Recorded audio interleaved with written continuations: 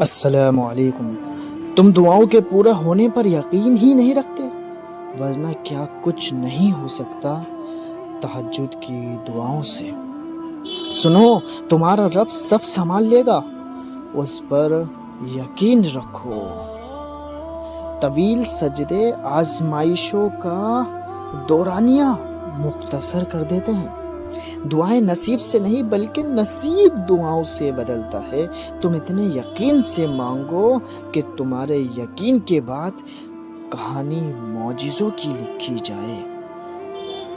جب تھک جاؤ تو اللہ کے سامنے جھک جایا کرو، کیونکہ لوگ تھوڑی سی غلطی پر چھوڑ جاتے ہیں، لیکن اللہ تھوڑی سی عبادت میں بھی تھام لیتا ہے۔ دیکھو، یوں زندگی سے مایوس نہیں ہوا کرتے۔ اللہ ضائع نہیں کرے گا تمہاری دعا اور تمہارا صبر۔ انتظار کرو، اللہ آپ کا انتظار کر رہا ہے۔ یقین جانیے، یہ درد کا ڈھیر، ان گنت آرزوئیں، تمہارے غم اور تمہاری ہر دعا کا جواب رات کے 1/3 حصے میں ملے گا۔ تہجد کا بلاوا فرض سے نہیں، عرض سے آتا ہے۔ تہجد کا سجدہ اسے ہی نصیب ہوتا ہے جسے رب چاہتا ہے۔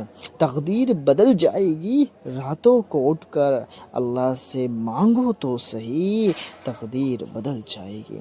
تہجد اتنی قیمتی ہے، اگر اللہ ہمیں نہ دیتا تو ہم کبھی بھی سمجھ بھی نہیں پاتے کہ اللہ کی محبت کس کو کہتے ہیں۔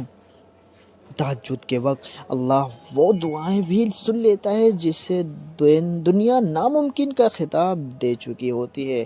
Like and subscribe.